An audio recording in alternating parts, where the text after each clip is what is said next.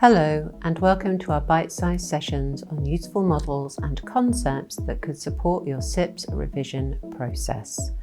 Today's session takes the form of an interview and we'll be exploring the term gearing and what it means to procurement and supply chain. So what in a nutshell is gearing? Well, gearing is a financial measure. It looks at how much long-term debt an organisation is carrying. And by long-term debt, we're talking about anything from a loan or a mortgage where an organisation has had to find additional capital in order to fund its business. Why is gearing important for procurement?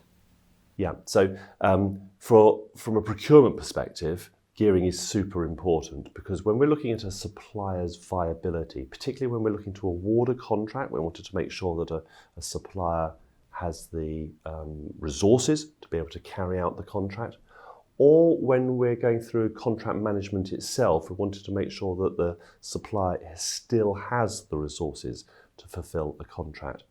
We look at gearing because it's, as I say, it's this measure of long-term debt.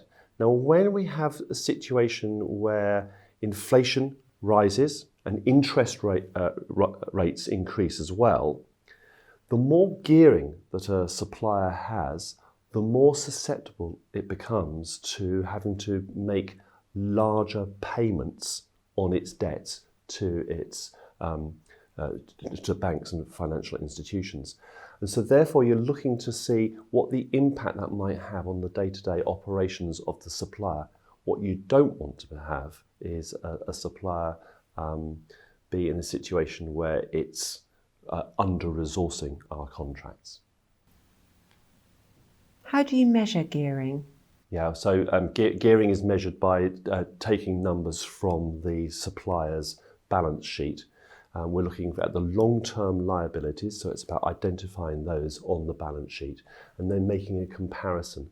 Now, the gearing ratio is often referred to as the debt to equity ratio. So you take those long-term liabilities and you make a comparison with the equity. This is the shareholders' funds. And you're looking at the proportion between these two, and it's usually measured in terms of a percentage. Okay, what would be a red flag for you? Yeah, so first of all, it's important to say that almost every organisation has some form of gearing. And so gearing in itself isn't necessarily bad. Gearing is about saying, well, how much debt do they have? And you're looking at that percentage. The moment we get close to 100%, what we're saying is that the amount of debts that it's got to pay back is equivalent to the amount of money that the shareholders hold within the organisation. So that 100% is shows this parity. Now, it depends a little bit on the asset base of the supplying organisation. Where they've got lots of fixed, tangible assets, that's not necessarily a bad thing. It's just saying that the gearing is high.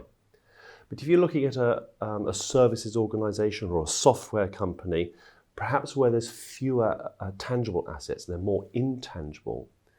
That means they're harder to value. Really, we're saying the amount of long-term debt is the same as the shareholder funds.